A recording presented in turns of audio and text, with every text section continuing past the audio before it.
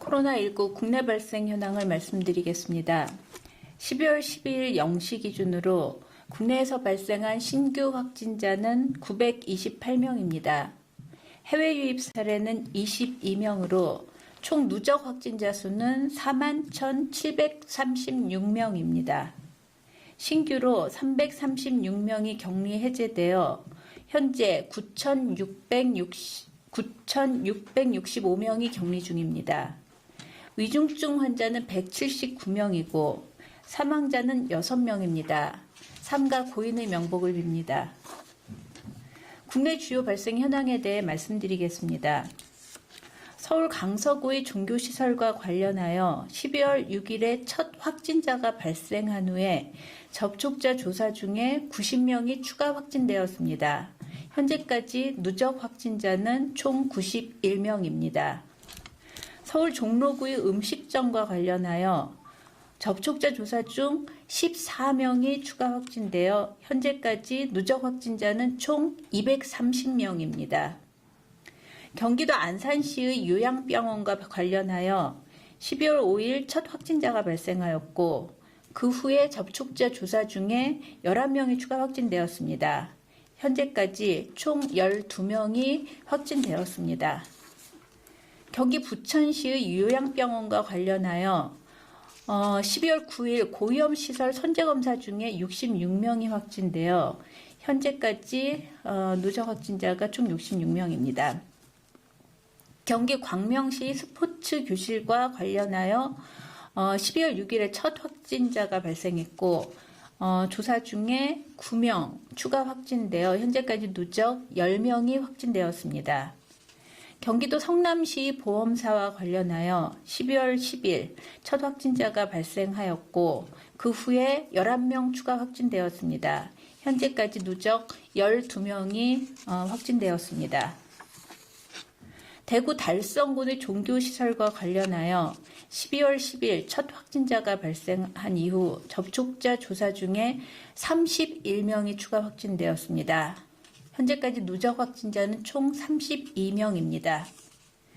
울산 북구의 고등학교와 관련해서 12월 10일 첫 확진자가 발생했고 이후 접촉자 조사 중에 17명이 추가 확진되었습니다. 현재까지 누적 총 18명이 확진되었습니다.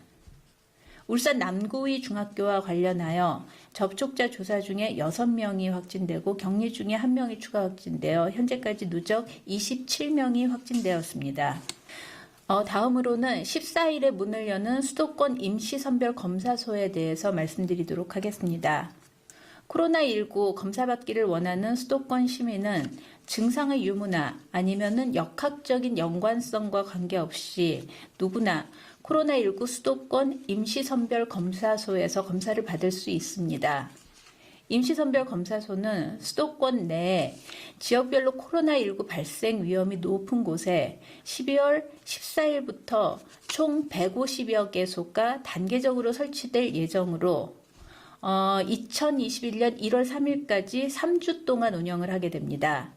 평일, 주말 구분 없이 오전 9시부터 저녁 6시까지 운영할 계획입니다. 다음으로 수도권, 비수도권 선제적 전수검사의 중간 결과를 말씀드리겠습니다.